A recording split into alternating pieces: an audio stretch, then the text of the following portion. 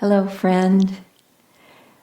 This is another in the series of how to transcend the ego, which is the essence of the spiritual path. It's the most important thing that we can work on. And rather than thinking of it in terms of getting rid of specific attachments or trends of consciousness in ourselves, our faults, and so on, the supreme thing to work on is to stop thinking about ourselves as the most important pinnacle of existence. I remember many years ago, Dharmadas and I had given a weekend retreat in Louisville, Kentucky, and we were driving from Kentucky across the border into Ohio. We were driving up to see my mother. And as we were close to Cincinnati, we started Googling Mexican restaurants to see if there was any place where we could get Mexican food, which we love. And it was a Sunday afternoon, so there wasn't a lot open. In fact, there was very little traffic, and it looked as though they had rolled up the sidewalks. There was just nothing happening anywhere. But we found this one place on our cell phones that looked like it would be open, so we drove there. And in fact, it looked like all of Cincinnati had come to that restaurant. It was really a happening scene. And the whole restaurant was completely packed.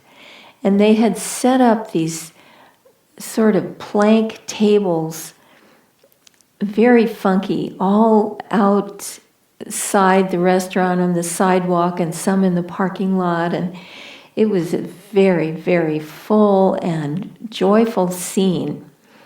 We love Mexican food, and this was some of the best Mexican food we've ever had. So I bring this up because there's a way to work in this world that brings joy. And there were two ladies in this restaurant, sort of in a little glassed off area, very small. And they were making tortillas. They were completely focused, concentrated, full of energy. They were making tortillas as fast as they humanly could. And you could feel the joy. You could feel the magnetism. It was thrilling just to watch them. And that is how to live in this world. They didn't have time to think about themselves. They didn't have time to worry about anything else. They were just doing their job. And it wasn't even really a job. It was a joy. That's the way to work in this world. It was incredibly magnetic and joyful. So the more we can live in that way, all the better. If we can consciously think, I am serving God to the best of my ability, with all my energy, with all my concentration, and joy is my reward. That is transcending the ego.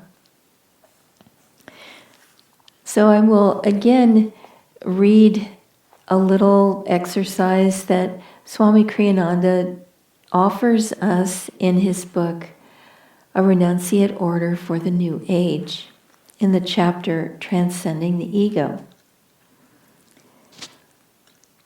When someone tells a joke, don't tell another one right on top of his unless you think it will really add to the conversation.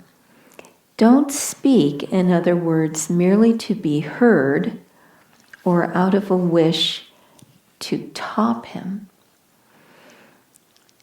This is a very important aspect of transcending the ego.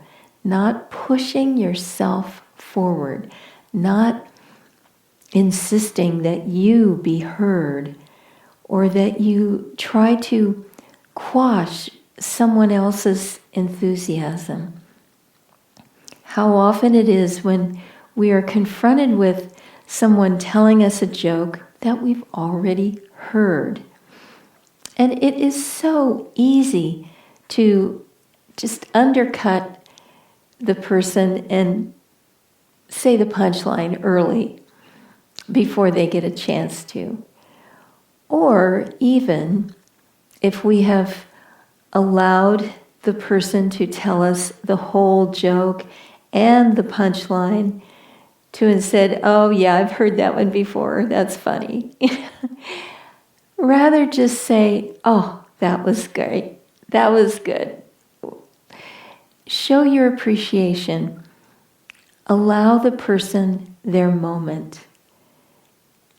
It's important that we start to grow up, that we become the older child in situations and give other people their moment to shine and to express themselves. And realize that we ourselves are shining with God's light.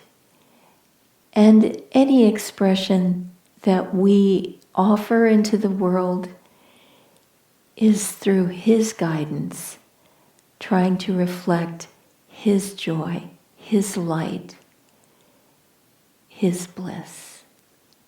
God bless you.